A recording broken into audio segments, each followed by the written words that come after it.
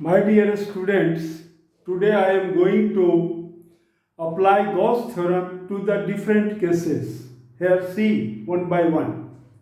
First case में कहता है कि electric field at a point due to a long charged cylinder, यानी कोई लॉन्ग चार्ज सिलेंडर है, वह चार्ज्ड है, तो उसके कारण किसी भी पॉइंट पर इलेक्ट्रिक फील्ड हम लोग कैसे फाइंड आउट करेंगे, देखें वन बाय वन। तो यह जो चार्ज सिलेंडर यह दो तरह का हो सकता है, एक तो कंडक्टिंग हो सकता है, दूसरा यह नॉन कंडक्टिंग भी हो सकता है। तो देखें, फॉर कंडक्टिंग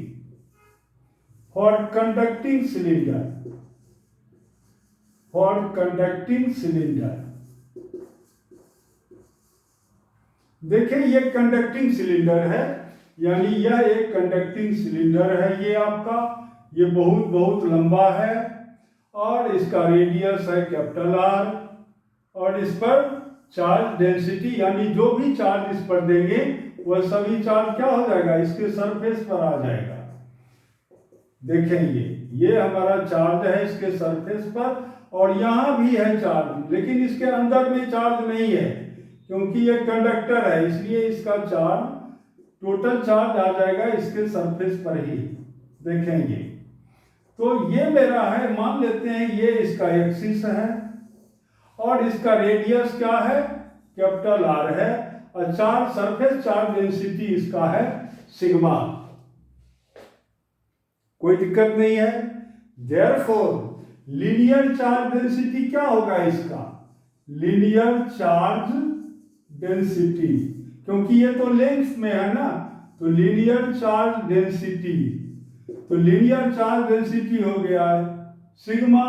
तो इस पर यानी इसका क्रॉस सेक्शनल एरिया, ये यानी ऐसे भी ले सकते हैं आप कि 2 पाई आर, देखिए ये सॉरी सिग्मा का लीनियर चार्ज डेंसिटी को लैम्डा लेटर से डिनोट करेंगे, तो ये क्या हो जाएगा हमारा 2 पाई आर इनटू लेंथ में क्या लेंगे हम 1 मीटर लेंथ, और इनटू ये हो गया आपका सिग्मा।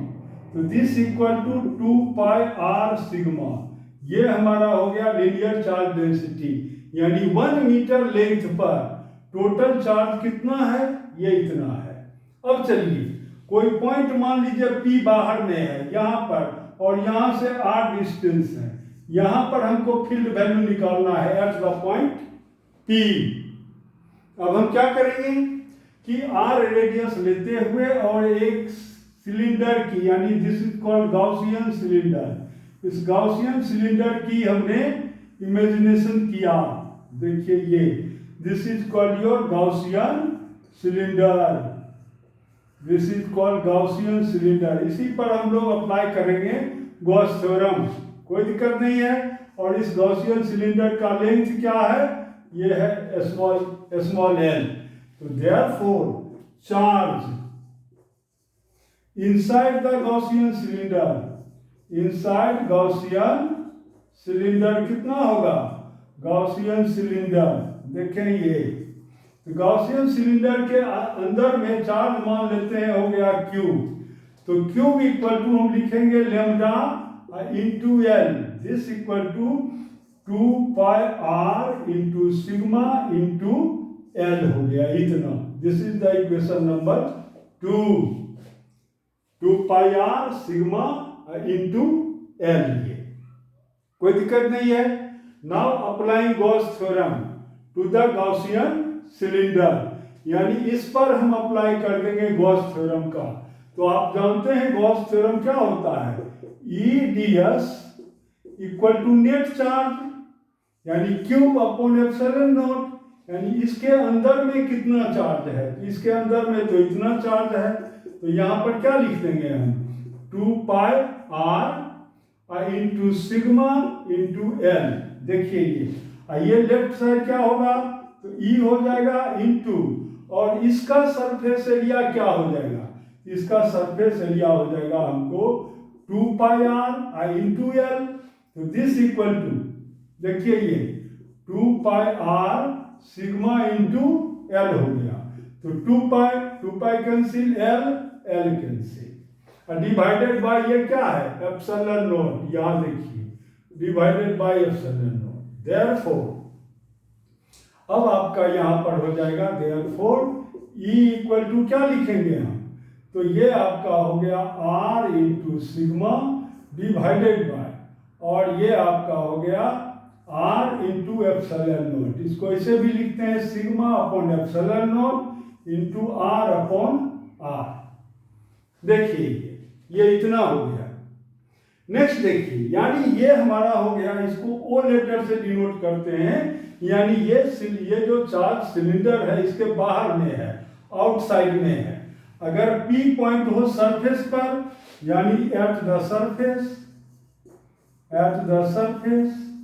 तब क्या होगा, तब तो ये R इक्वल टू हो गया कैपिटल R, इसलिए सरफेस पर इलेक्ट्रिक फील्ड क्या हो जाएगा यहाँ पर, तो सिग्मा अपॉन एप्सिलॉन नॉट। और इनसाइड अगर P पॉइंट अंदर में हो तब क्या होगा, तो इनसाइड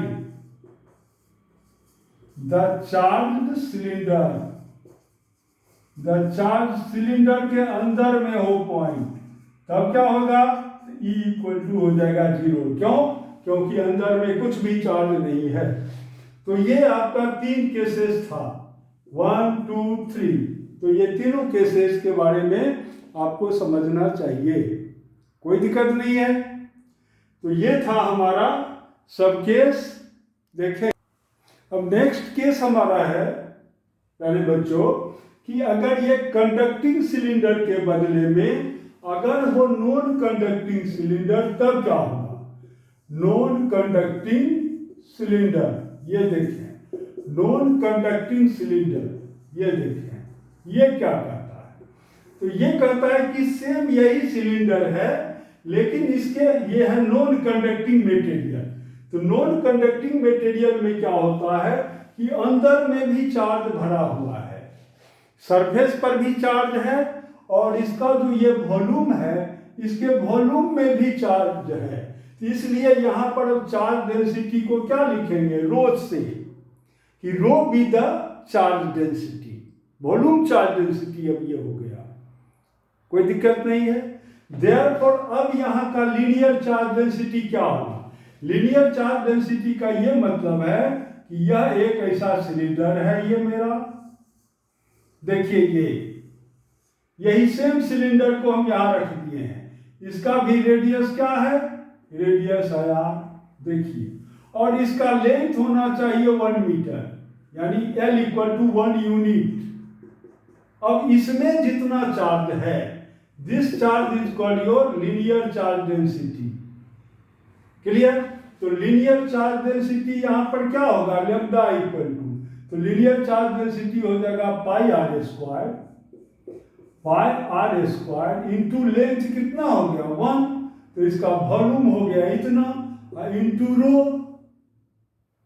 कोई दिक्कत नहीं है। तो this equal to your pi r square rho, this is the linear charge density. Equation number 1 हो गया, कोई दिक्कत नहीं है। अब चलिए, हमको कोई पॉइंट P है, यहां पर फील्ड वैल्यू फाइंड आउट करना है। स्ट्रक्चर में डिजाइन सब कुछ सेम है, अब P पॉइंट पर हमको इलेक्ट्रिक फील्ड फाइंड आउट करना है। तो कैसे हम निकाल लेंगे, तो P पॉइंट यानी यही R रेडियस लेते हुए एक हम गॉसियन सिलेंडर का कल्पना किया, यानी इमेजिनेशन किया। अब देखिए इस गॉसियन और इसका लेंथ क्या है, गॉसियन सिलेंडर का लेंथ है L, कोई दिक्कत नहीं है, और इसका रेडियस क्या हो गया, इसका रेडियस हो गया स्मॉल r, ये हो गया है रेडियस। तो चलिए अप्लाई कीजिए गॉस थ्योरम को टू द गॉसियन सिलेंडर। तो पहले तो निकाल लें हम कि इस गॉसियन सिलेंडर के अंदर में कितना चार्ज है। तो देखें charge on Gaussian cylinder, on Gaussian cylinder, तो गॉसियन सिलेंडर के अंदर कितना चार्ज होगा, तो मान लेंगे क्यू चार्ज होगा। तो क्यू चार्ज इक्वल टू हो जाएगा लेम्डा इंटू एल, यानी यूनिट लेंथ पर lambda charge, therefore L length पर तो इतना चार्ज, कोई दिक्कत नहीं है। तो लेम्डा वैल्यू कितना है हमको यहाँ पर, तो लेम्डा वैल्यू हम क्या निकाले थे, तो लेमडा वैल्यू निकाले थे pi r square into rho, इतना pi r square rho I into L में दिए थे 1 हम, तो ये हो गया लेमडा आई इंटू हो गया L. This is the equation number 2। देखिए, now applying Gauss theorem here to the Gaussian cylinder. तो देखिए, तो E इंटू, अब इस गॉसियन सिलेंडर का सरफेस एरिया कितना होगा? This is your 2 pi r into L, this equal to net charge inside the Gaussian cylinder, तो ये चार्ज क्यूब यानी pi r square rho into L divided by epsilon naught, इतना हो गया हमको। तो देखिए, पाई पाई कैंसिल हो गया, एल एल कैंसिल हो गया, कोई दिक्कत नहीं है। तो देयरफॉर E इक्वल टू हमारा निकल जाएगा यहाँ पर, that is electric field intensity at the outer point. इसको हम E नोट लेटर से डिनोट कर रहे हैं, आउटर साइड में यानी सिलेंडर के बाहर। तो ये कितना हमारा हो जाएगा? तो this equal to your rho into r square divided by, ये है सिग्मा यानी 2 एप्सिलॉन नॉट आर, ये मेरा इतना हो गया। देखिए, इतना हो गया, कोई दिक्कत नहीं है। तो इतना हमारा क्या आउटसाइड में, देखें देखें अब इसी से हम लोग, यानी ये जो मेन एक्सप्रेशन आया है, इसी से हम लोग सरफेस पर भी निकाल देंगे। तो सरफेस पर कितना होगा ये देखें। तो at the surface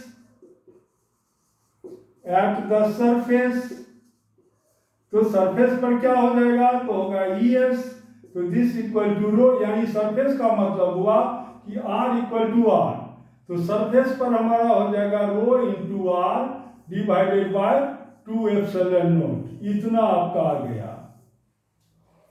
second point, ठीक है, rho into R divided by 2 epsilon not, यानी एक आर से कैंसिल हो गया, तो आपको आ गया इतना वैल्यू। क्लियर?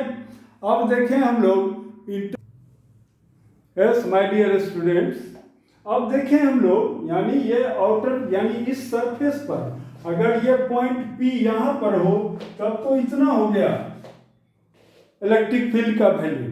अब चले, अगर यह P पॉइंट इसके अंदर में हो, तब क्या होगा? तब थोड़ा सा एक्सप्रेशन हमको चेंज करना पड़ेगा। अब देखिए, अब क्या होगा हमारा, तो अब ये फिर से मैं बना देता हूं ये। अब देखिए, अब जब ये इंटरनल पॉइंट हो तब क्या होगा, यानी व्हेन पॉइंट P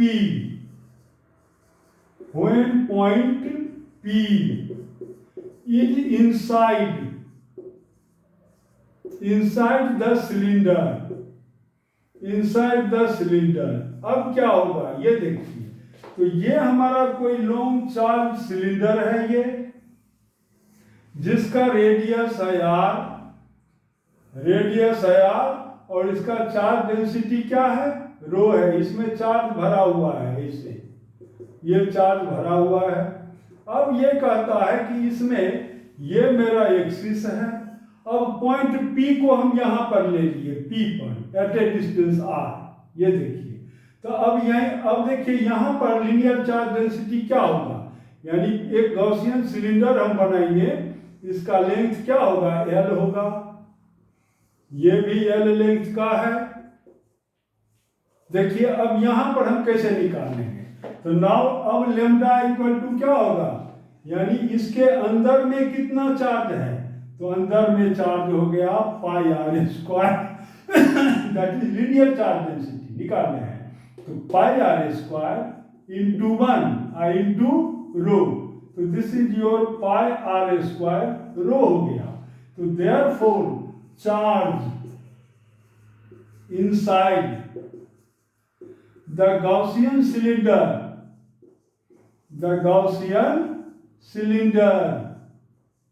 तो गॉसियन सिलेंडर के अंदर में चार्ज, तो क्यूब, तो ये हो गया लेमडा इंटू एल, क्योंकि इसका लेंथ क्या है? ये है L length. Lambda means charge per unit length, इतना निकला है चार्ज। तो अब therefore charge in L length, तो इतना हो गया। तो this equal to pi r square L into rho होगा। Now applying Gauss theorem to the Gaussian cylinder, ये this is your Gaussian cylinder, Gaussian cylinder देखिए ये।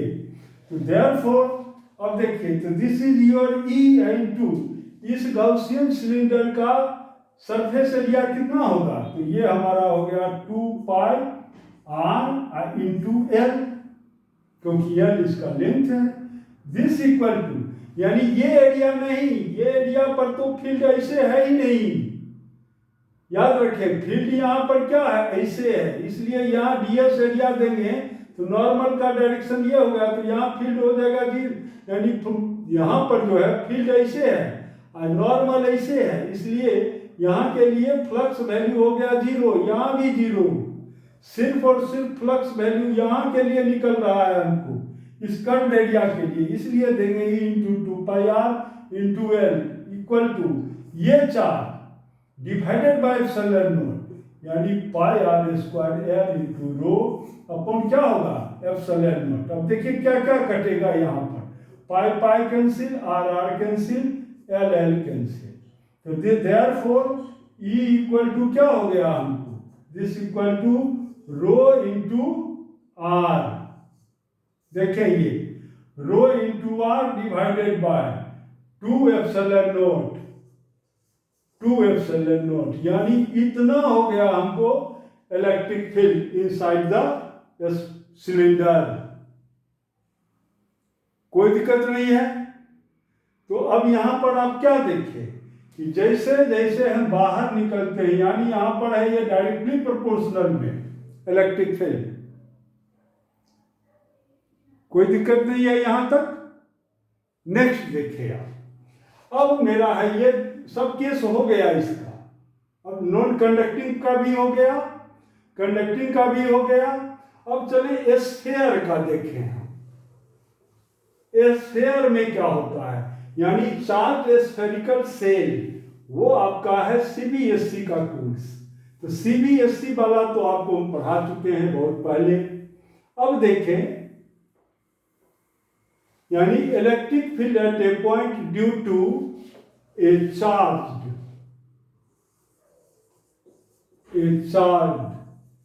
स्फीयर है ये, देखिए ये चार्ज स्फीयर, इसमें भी 2 केसेस हो सकता है, एक तो कंडक्टिंग का होगा, एक हो जाएगा नॉन कंडक्टिंग। तो कंडक्टिंग का जो भी केस है वो सिमिलर हो जाता है चार्ज स्फेरिकल सेल की तरह, क्योंकि कंडक्टिंग स्फीयर जो भी है उसके अंदर में जहां भी हम चार्ज रखेंगे वो सब चार्ज चला जाएगा उसके सरफेस पर। तो यहां पर क्या पढ़ना है हमको, नॉन कंडक्टिंग ही, कंडक्टिंग तो आप पढ़ चुके हैं, जो स्फेरिकल सेल का है चार्ज स्फेरिकल सेल, वही हो जाएगा आपको कंडक्टिंग सेल का भी, ये स्फीयर का भी सेम एक्सप्रेशन, लेकिन यहां पर ये चेंज करेगा, यानी कोई एक नॉन कंडक्टिंग स्फीयर है, ये हमारा हो गया नॉन कंडक्टिंग स्फीयर जो कि चार्ज से भरा हुआ है, देखिए ये, तो ये मेरा कोई नॉन कंडक्टिंग स्फीयर है और इसमें है चार्ज भरा हुआ है, ये देखिए ये दिस इज द चार्ज भरा हुआ है इसमें, देखिए। अब इसका ये है सेंटर और इसका ये है रेडियस आर और इसका डेंसिटी, चार्ज डेंसिटी क्या है, ये है रो, कोई दिक्कत नहीं है यहां तक। और इसमें टोटल चार्ज कितना है, तो टोटल चार्ज है +Q, ठीक है।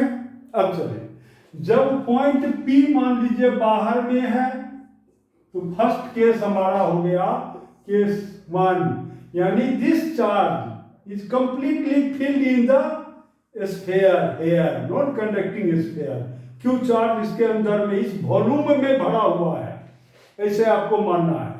अब मान लीजिए कि फर्स्ट केस हो गया कि when R is greater than capital R, यानी ये पॉइंट हमारा बाहर में है, तो गॉसियन सिलेंडर हम ऐसे लेंगे, ये गॉसियन स्फीयर ऐसे लेंगे हम। तो अब गॉस थ्योरम अप्लाई कर देंगे पी पॉइंट पर, तो क्या होगा ये E into 4πr² equal to total charge inside the Gaussian sphere. तो ये हमारा Q चार्ज है divided by epsilon nought, therefore E equal to क्या हो जाएगा हमको क्यूब अपॉन 4πε0 r²। देखिए यानी बाहर में जब अब रखे हैं यहाँ पर तब तो इतना हो गया इलेक्ट्रिक फील्ड। अब मेन क्वेश्चन है कि अगर ये पॉइंट अंदर में हो तब क्या होगा इलेक्ट्रिक फील्ड।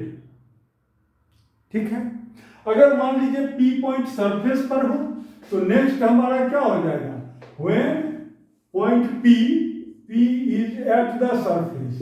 तो ये तो आउटसाइड के लिए मान लीजिए when P is at surface, surface पर हो गया यानी R इक्वल टू हो गया कैपिटल R, तब इलेक्ट्रिक फील्ड कितना होगा तो ये होगा ES सफिक्स मींस सरफेस पर, तो दिस इक्वल टू हो गया Q अपॉन 4πε0 r²।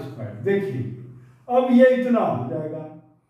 अब थर्ड केस हमारा है कि when P is inside the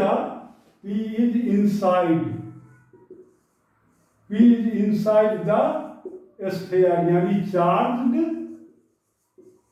sphere, ये माने केस हो गया आपका, दैट इज हम कह सकते हैं R is less than R, यानी ये पॉइंट P को हम उठा करके अब यहां रख देते हैं। देखिए ये अब पॉइंट P आ गया यहां पर, P at a distance R, अब ये हो गया। अब क्या करेंगे यहीं पर हम गॉसियन स्फीयर की कल्पना कर देंगे, तो this is your Gaussian sphere हो गया। अब देखिए इस गॉसियन स्फीयर के अंदर में कितना चार्ज होगा, तो देखिए तो now charge inside the Gaussian sphere,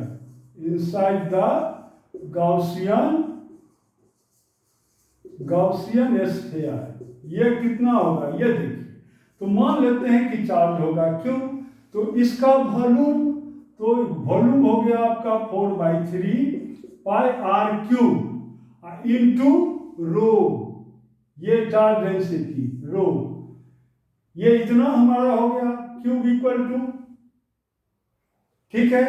और रो तो कहने का मतलब कि ये रो कितना होगा, या अभी आप यहीं पर रहने दीजिए क्योंकि हमने पहले मान लिया है रो इसका है charge density. Now applying Gauss theorem, या यहां पर देखिए दूसरा एक्सप्रेशन हमारा हो गया rho equal to 3Q divided by 4πr³। Rho equal to 3Q, ये स्मॉल क्यूब है, 3Q divided by 4πr³, this is the equation number 2।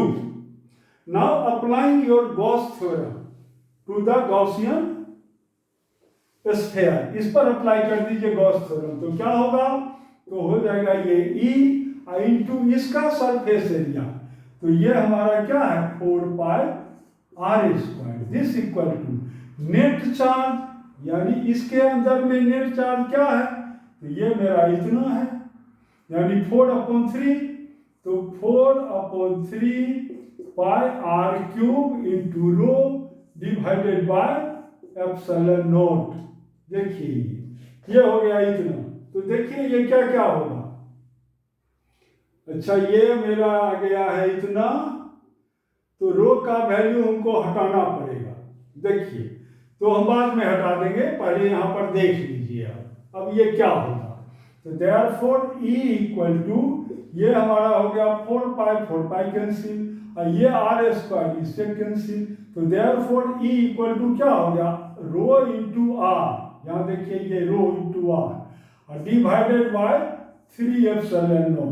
अब देखिए इस एक्सप्रेशन का काफी यूज है, आपको काफी कॉम्पिटिटिव एग्जाम में इस एक्सप्रेशन का के यूज पर आपको क्वेश्चन देगा, कोई दिक्कत नहीं है। तो ये एक्सप्रेशन आपको याद रखना है, दूसरा एक और भी एक्सप्रेशन याद रखना है, कौन कौन, कि रो का वैल्यू आप यहाँ पर पुटअप कर दीजिए तो देखिए क्या निकलेगा। तो r divided by 3 epsilon nought, तो ये हमारा हो गया इंटरनल पॉइंट पर, यानी I इंटरनल पॉइंट हमारा हो गया इलेक्ट्रिक फील्ड। तो r divided by 3 epsilon not, और रो का वैल्यू यहाँ से निकालिए आप। तो देखिए ये हमारा था क्यूब इक्वल टू हमारा क्या था 4/3 pi r cube into rho. तो therefore rho equal to 3 cube divided by 4 pi r cube हमारा है। Rho equal to 3 cube divided by 4 pi r cube. तो देखिए ये यहाँ पर रो का वैल्यू दे दीजिए आप, तो ये आपका हो गया 3 cube divided by 4 pi r cube, इतना। तो देखिए 3 कैंसिल, और ये एक r इस r से कैंसिल, तो ये क्या हमारा हो गया क्यूब और इनटू इंटरनल पॉइंट पर ये कुछ, हाँ, और एक ये भी है r, ये क्यूब इक्वल टू हमारा है ये, सॉरी, इंटरनल पॉइंट पर क्यूब तो इतना निकला है, लेकिन रो का वैल्यू क्या था, रो का वैल्यू हमारा दूसरा, देखिए रो कैसे हम निकालेंगे यहाँ पर। तो रो इक्वल टू हमारा हो गया ये capital cube divided by 4/3 pi r cube, capital R cube. तो this equal to 3 cube divided by 4 pi r cube, ये हमारा हो गया था रो। कोई दिक्कत नहीं है। इस तरह से हम वैल्यू जब देंगे तब तो मेरा बिल्कुल रिक्वायर्ड वैल्यू फाइंड आउट होगा। देखिए ये, यानी इलेक्ट्रिक फील्ड यहाँ पर एक हमको R वैल्यू और बचना चाहिए था। देखें ये कैसे हो जाएगा, मैं इसको फिर से आपको इजीली तरीके से ड्राइव करके बताता हूँ। देखिए तो रो इक्वल टू मेरा क्या हो गया, this is the equation number 1 हो गया, कोई दिक्कत नहीं है। अब देखिए इसके अंदर में कितना चार्ज है, फिर से मैं बता रहा हूँ। देखिए इसके अंदर में मान लेते हैं, यानी टोटल चार्ज है कैपिटल क्यू, इसके अंदर में चार्ज है क्यूब, तो क्यूब इक्वल टू कितना हमारा हो गया, तो क्यूब इक्वल टू हो गया आपका 4/3 पाई r क्यूब और इनटू रो। तो दिस इक्वल टू, ये रो वैल्यू आप यहाँ पर रख लीजिए, तो 4/3 this pi r cube into रो में क्या लिखेंगे हम यहाँ 3 cube divided by 4 pi r cube. देखिए ये 4 पाई कैंसिल, 3 कैंसिल, तो this equal two cube into r cube divided by capital R cube. ये क्यूब वैल्यू निकल गया हमको, यानी देयरफॉर क्यूब इक्वल टू, देखिए क्यूब, ये sorry, cube equal two cube capital cube into R cube divided by capital R cube. This is the equation number 2। Now applying Gauss theorem to the Gaussian surface, तो देखिए तो E into हो जाएगा हमको 4 pi r square, क्योंकि इस Gaussian sphere जो है उसका रेडियस कितना है, ये है r, तो 4 pi r square equal to net charge यानी क्यूब अपॉन एप्सिलॉन नॉट। तो दिस इज योर क्यूब में हो गया इतना, यानी cube into r cube divided by epsilon nought r cube, ये वैल्यू लिखेंगे हम। तो देयरफॉर अब देखिए ये r स्क्वायर एक r से कैंसिल, और कुछ भी कैंसिल नहीं होगा, तो E इक्वल टू हमारा क्या हो गया cube upon 4 pi epsilon nought r cube into आपका आ गया r।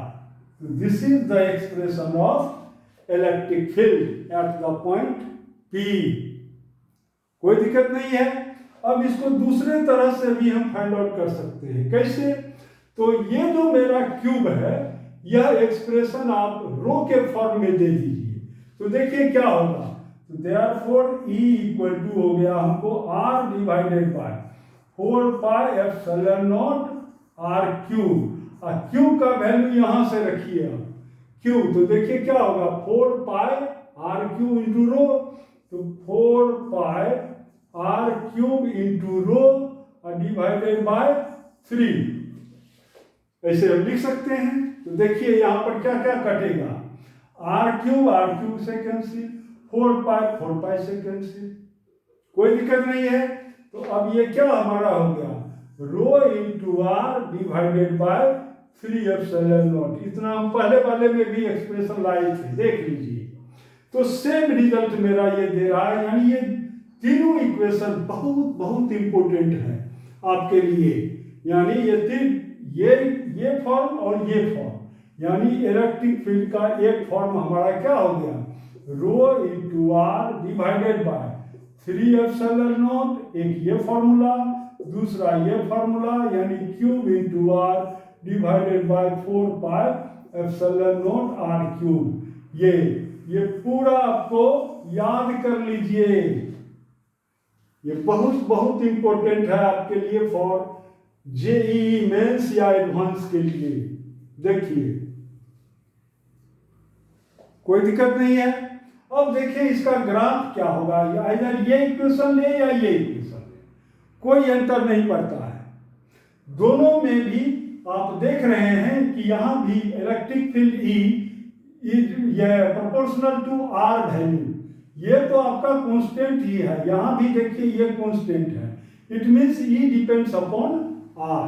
तो सेंटर पर आर क्या हो गया, 0, पी पॉइंट आ गया यहाँ, तो फील्ड हो जाएगा 0। तो देयरफॉर देखिए अब हम इसका एक ग्राफ कैसे बना रहे हैं, देखिए ये। तो ग्राफ इसका इस तरह से बनेगा, ये मेरा हो गया सेंटर ओ, ये सेंटर ओ, ये डिस्टेंस है कैपिटल आर, तो ये हमारा हो गया प्लस आर, और ये क्या हो गया हमारा माइनस आर। देखिए ये है इलेक्ट्रिक फील्ड इंटेंसिटी ई। तो देखें ये यहाँ पर एक लाइन यहाँ खींच दीजिए, उतना ही लंबा लाइन यहाँ दीजिए। अब देखिए यहाँ से यहाँ तक इलेक्ट्रिक फील्ड क्या है कि E is directly proportional to है आर, और इससे बाहर E is inversely proportional to r square. Similarly यहाँ भी ये E is directly proportional to r, और इसके बाहर क्या है, E is inversely proportional to r square. देखिए क्या कोई दिक्कत नहीं है यहाँ तक।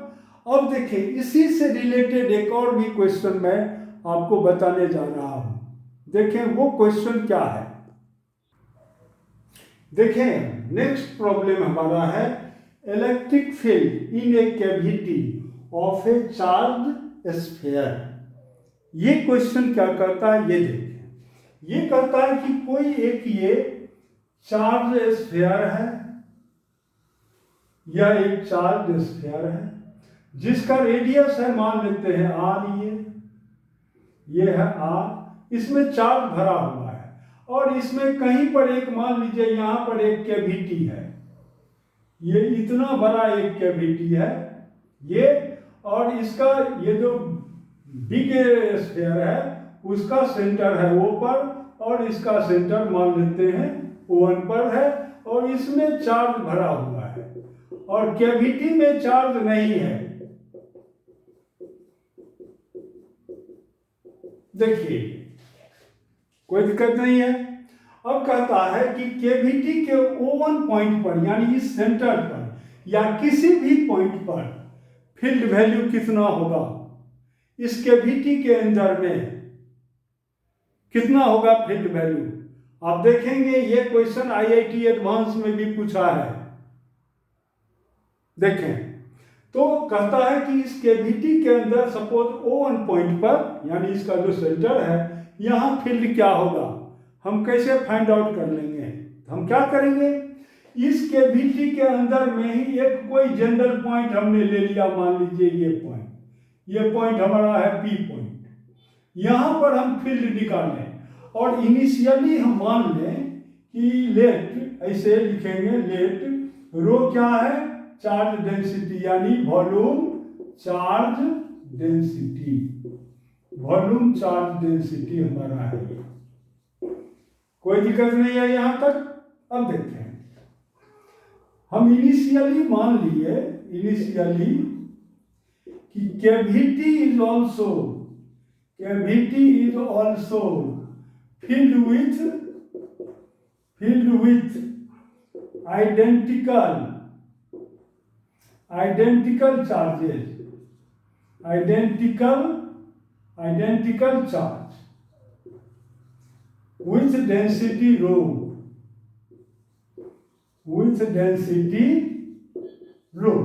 अब हम इनिशियली मान लिए हैं कि इसमें भी चार्जेज हैं, सेम चार्ज का मैग्नीट्यूड है, जो इसमें डेंसिटी है वही इसमें भी है। अब देखें क्या होगा, तो ये जो रेस्ट चार्जेज हैं वो तो यहाँ पर कंसंट्रेट कर रहा है वो पॉइंट पर, तो इसके कारण यहाँ पर फील्ड देखिए, ये फील्ड ऐसे ये एक्ट करेगा, ऐसे ये फील्ड ऐसे, सॉरी देखिए ये फील्ड हमारा ऐसे एक्ट करेगा, ये ऐसे,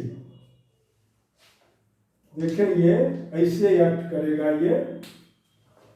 ये फील्ड बिल्कुल स्ट्रेट लाइन में, ये ऐसे, ये पॉइंट है, मान लेते हैं P पॉइंट। तो देखिए ये फील्ड का डायरेक्शन क्या हो गया, मान लेते हैं दिस इज योर E1, और देखिए ये जो अंदर में जो चार्ज है उसका सेंटर है 1 पर, तो ये फील्ड ये P पॉइंट पर कैसे लगाएगा, ये ऐसे लगा देगा E2, कोई दिक्कत नहीं है, और ये O पॉइंट बने, और जो टोटल चार्ज है ये इस पॉइंट पर O1 पॉइंट पर फील्ड कैसे लगाएगा, ये लगा देगा ऐसे, तो this is suppose E3 electric field. अब देखें E1, E2 और E3 का वैल्यू आप सेपरेटली फाइंड आउट करें, तो देखो कितना होगा हमको, तो हेयर E1 इक्वल टू कितना हो गया हमको, तो देयरफॉर E1 इक्वल टू हमारा हो जाएगा ये E1, तो इक्वल टू क्या लिखेंगे कि rho into r divided by 3 epsilon naught, यही तो लिखते हैं। तो आर में हम क्या लिखेंगे यहाँ पर, तो रो आर में लिखेंगे ओपी डायरेक्शन में है ना, तो OP direction divided by 3 epsilon naught, ऐसे clear. Similarly E2 equal to कितना होगा, वो इसीलिए मैंने कहा कि वो एक्सप्रेशन, ये एक्सप्रेशन याद रखना बहुत जरूरी है, नहीं तो अगर याद नहीं है तो तब ये फिर क्वेश्चन छूट जाएगा आपसे सॉल्व नहीं होगा, तो फिर इसलिए जो छोटा छोटा चीज है उसको याद भी करते चले। देखें तो नाउ E2 इक्वल टू क्या होगा, तो नाउ रो, और देखिए ये E2 हमारा है, ये E2, तो इसमें हम लिखेंगे रो और O1P, rho into O1P divided by 3 epsilon nought, कोई दिक्कत नहीं है यहाँ पर। अब देखें, अब E3 वैल्यू तो हमको निकालना ही है यहाँ, व्हाट इज E3, इसलिए इसको निकालने की हम लोग इन्हीं दो एक्सप्रेशन से फाइंड आउट हो जाएगा। देखिए ये क्या कहता है, तो ये E3 का डायरेक्शन क्या है, ये है, इसका डायरेक्शन क्या है, ये है, और इसका डायरेक्शन क्या है, ये है। तो now applying your vector triangle rule, देखिए तो वेक्टर ट्रायंगल रूल क्या कहता है, this E3 plus E2 equal to क्या होगा, E1, तो therefore E3 plus E2 equal to क्या होगा, this is your E1, therefore E3 equal to क्या हो गया आपको, E1 माइनस E2, देखिए ये आ गया इतना, आपको कोई दिक्कत नहीं है। नेक्स्ट देखिए, तो नाउ अब ये वैल्यू आप यहां पर पुट अप कर दीजिए इससे, तो देखिए क्या क्या होगा, तो देयरफॉर E3 जो हमको फाइंड आउट करना था, यानी ये रेस्ट चार्ज के कारण यहां पर फील्ड कितना है, तो E3 निकल गया हमको E1 माइनस E2, तो E1 आपका ये है रो अपॉन 3 एप्सिलॉन नॉट, ये दोनों में है, तो यहां हम लिख सकते हैं कि OP माइनस O1P, देखिए ये, तो अब ये कहता है कि एक ये ऐसे है, ये हमारा है O1 ऐसे आया, फिर ये हमारा क्या है, ये है P, फिर ये हमारा है, देखिए ये, तो ये हमारा है E3, ये है आपको E2, ये है E1, this is your E1। देखिए तो दिस प्लस यानी E3 plus E2 equal to E1, जबकि यहाँ पर क्या आया है E3 इक्वल टू, तो इसको हम ऐसे अगर कर दें यानी इसके डायरेक्शन को बदल दें, E1 माइनस E2 है ना, तो ये जो है ये इसको हम ऐसे लिख सकते हैं कि OP plus PO1, direction change कर दिए।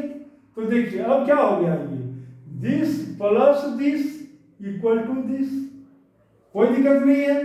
तो देयरफॉर अब इसको हम ऐसे लिख सकते हैं, देयरफॉर E3 यानी electric field at the point O1 क्या होगा, रो अपॉन 3 एप्सिलॉन नॉट। अब देखिए OP प्लस PO1, OP ये आपका है OP और प्लस PO, इसका डायरेक्शन रिवर्स कर दिए, तो दिस इक्वल टू दिस यानी, और ये वैल्यू आपको दिया हुआ है, a value that is O1 equal to क्या है, ये दिया हुआ है ए, आप क्वेश्चन में देखेंगे। तो सीधा ये क्या हो गया ए, तो दिस इज योर ए। देखिए this is the proof value, कोई दिक्कत नहीं था।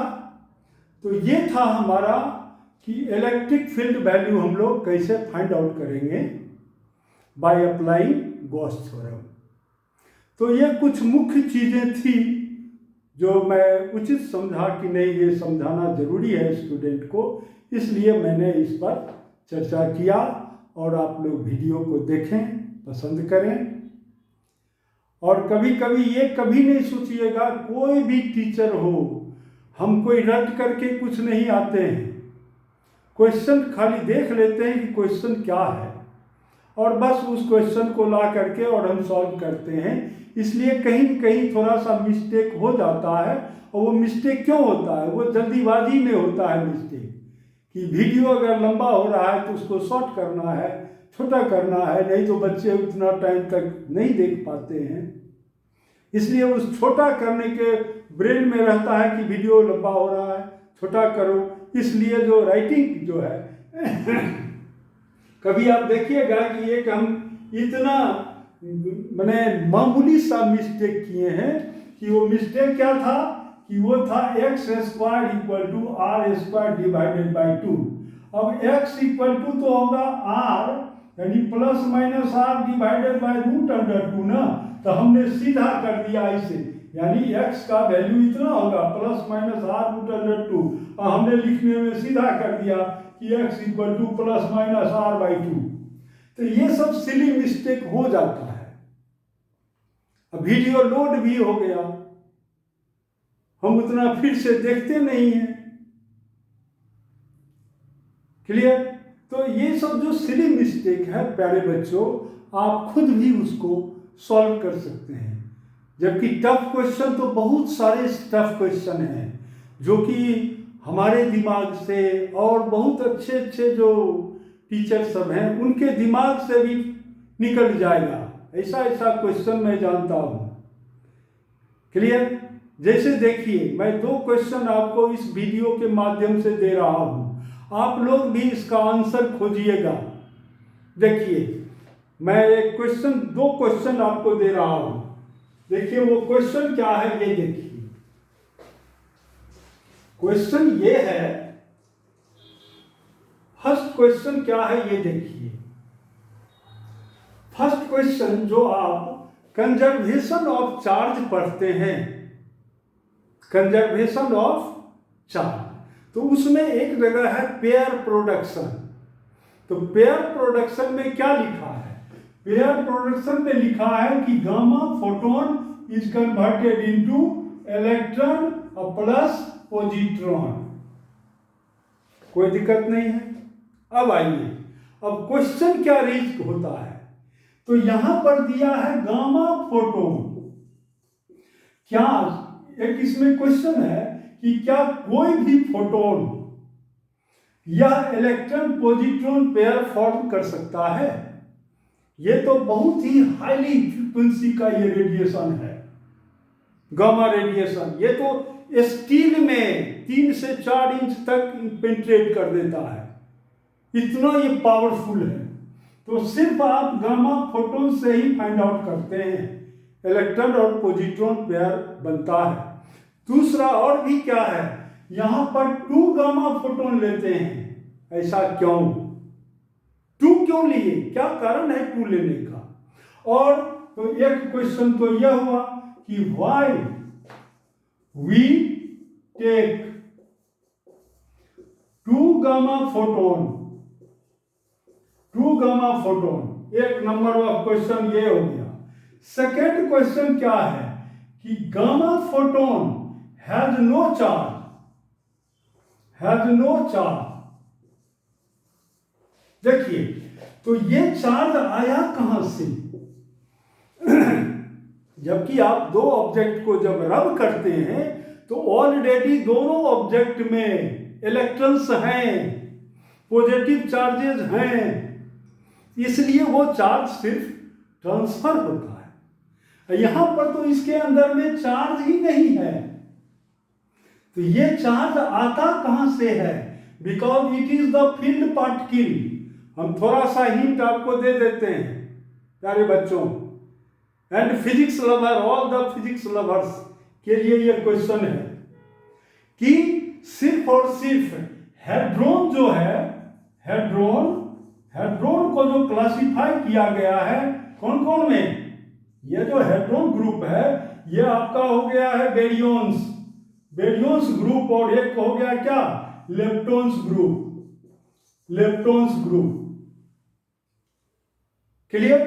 तो अब देखिए ये जो लेप्टोन्स ग्रुप है इसमें आता है इलेक्ट्रॉन, ये पॉजिट्रॉन, एंटी न्यूट्रिनो, ये सब आता है लेप्टोन्स ग्रुप में।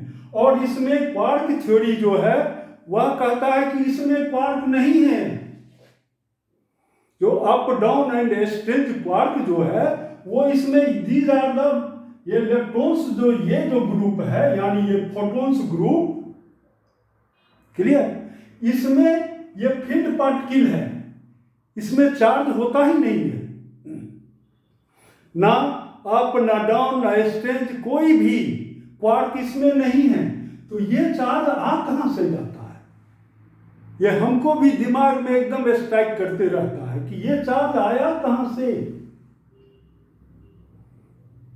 मैंने कई बार इसके लिए वीडियो में फाइनमान डांसिंग भी देखा, अमेरिकन एक है वो यूट्यूब पर, फाइनमान डांसिंग के बारे में वो समझाया है, लेकिन उन लोगों का तो प्रोनाउंसिएशन ही इतना ये होता है कि खूब जो वो कहना चाहते हैं वो समझ में नहीं आता है। तो आप लोग इसको समझ करके, और अगर, क्योंकि इंडिया में भी स्कॉलर की कोई कमी नहीं है, हो सकता है कि वो लोग जानते हो इसका कारण कि जब इसमें चार्ज है ही नहीं इनिशियली, ये तो क्या है, फील्ड पार्टिकल्स हैं, ये कोई हेड्रोन ग्रुप है नहीं, ये एलिमेंट्री पार्टिकल्स जो है, क्लियर, एलिमेंट्री पार्टिकल्स को एक्सेप्ट फील्ड पार्टिकल 2 भागों में बांटा गया है, ठीक है। तो 2 भागों, ये बेरियोस ग्रुप, सॉरी, एक ये ऐसे है कि ये जो फील्ड पार्टिकल है इसको एक पार्ट को हम लोग कहते हैं हेड्रोन्स ग्रुप, और दूसरा हमारा है लेप्टोन्स ग्रुप। इसमें आता है, लेप्टोन्स वाले में इलेक्ट्रॉन आता है, एंटी न्यूट्रिनो आता है, ये सब इसमें आता है। हेड्रोन को अब 2 पार्ट में बांटा गया है, एक ग्रुप को कहते हैं बेरियोन्स ग्रुप, और दूसरा हमारा क्या है, मेसोन्स ग्रुप। तो इसमें आता है आपको मेसोन्स, केओन्स, ये सब इसमें आता है। अब बेरियोन्स ग्रुप में क्या आता है, प्रोटॉन, न्यूट्रॉन और भी पार्टिकल्स आते हैं जो कि मास फॉर्मेशन करता है ये बेरियोन्स ग्रुप, कोई दिक्कत नहीं है। फोटोन ग्रुप जो है, ये जो फोटोन लेप्टोन्स ये जो ग्रुप है ये बोस आइंस्टाइन स्टैटिस्टिक को मानता है, जबकि ये जो हमारा है ये फर्मी डिराक स्टैटिस्टिक को मानता है, फर्मी डिराक स्टैटिस्टिक। तो थोड़ा सा इसको आप पढ़ करके और बढ़िया से इसका आंसर दें और अपने YouTube पर इसको लोड करें। जो भी इंडिया के स्कॉलर हैं, मैं सबसे रिक्वेस्ट कर रहा हूं कि ये चार्ज फॉर्मेशन करता कैसे है, जबकि इसमें तो बुक्स में जो लिखा है ये तो फील्ड पार्टिकल्स है, इसमें क्वार्क पार्टिकल है ही नहीं। जब क्वार्क पार्टिकल इसमें नहीं है तो फिर ये चार्ज आया कहां से? एक क्वेश्चन। सेकंड क्वेश्चन और भी मैं एक दे रहा हूं कि आप लाइटनिंग जो होता है यानी थंडरिंग जो होता है, तो वहां पर लाइट कैसे प्रोड्यूस होता है ये तो सब बुक में दिया हुआ है, लेकिन इतना जबरदस्त साउंड कैसे प्रोड्यूस होता है इसके लिए किसी बुक ने नहीं लिखा। चाहे किन्हीं का बुक हो तो आप देख लीजिएगा, इंटर बीएससी लेवल तक, बीएससी तक, ऑनर्स का स्टैंडर्ड तक मैंने बहुत किताब से कंसल्ट किया, लेकिन थंडरिंग में इतना नॉइज कहां से आता है ये किसी ने नहीं, इस पर किसी ने इसका चर्चा नहीं किया है। सिर्फ ज्योग्राफी के बुक में लिखा हुआ है कि जब दो क्लाउड टकराता है, कोलिजन होता है, तो ये साउंड प्रोड्यूस होता है। तो हमने भी कई बार प्लेन सफ़र किया है, प्लेन पर, एरोप्लेन पर, मैं क्लाउड को बहुत अच्छी तरह से देखने की कोशिश किया कि क्या दो क्लाउड के टक्कर से तो ये तो कोई वहाँ पर तो कोई वैसा बर्फ का टुकड़ा हमको दिखाई नहीं पड़ा। अब बर्फ का दो टुकड़ा भी अगर टकराएगा तो इतना ज़बरदस्त साउंड होगा, ये थोड़ा सा हमको अच्छा नहीं लगता है। लगता है कि नहीं, इसमें कुछ न कुछ कमी है। तो यही दो क्वेश्चंस हैं कि एक क्वेश्चन ये कि ये होता कैसे है, जबकि इसमें तो चार्जेस है ही नहीं। पढ़ाने के लिए चूंकि बुक में लिखा हुआ है पेयर प्रोडक्शन, तो हम लोग पढ़ा देते हैं, सब पूरे दुनिया का टीचर पढ़ाते हैं कि gamma photon converted into electron and positron, और सीधा बोल देते हैं कि ये charge plus minus equal to यहाँ है 0, तो इसलिए ये चार्ज कंजर्व है। लेकिन सोचना तो ये है कि ये कैसे, जबकि इसको तो इनिशियली इसमें चार्ज है ही नहीं पहले से, कोई दिक्कत नहीं है। तो एक क्वेश्चन ये हो गया। सेकंड क्या हो गया कि थंडरिंग जो होता है तो इतना बड़ा साउंड कैसे यह साउंड प्रोड्यूस होता है, इसका मैकेनिज्म क्या है साउंड प्रोड्यूस करने का, और यह कौन सा पार्टिकल ऐसा है जो कि इतना बड़ा साउंड प्रोड्यूस करता है, थंडरिंग का साउंड। कोई दिक्कत नहीं है। ऐसा ही आपका सुपरसोनिक का भी साउंड होता है। जब सुपरसोनिक प्लेन आपके घर के ऊपर से जब पास करता है तो आपको वैसा ही लगेगा जिस समय में बादल का जो थंडरिंग होता है क्लाउड का, वैसा ही साउंड उसका भी सुनाई पड़ता है।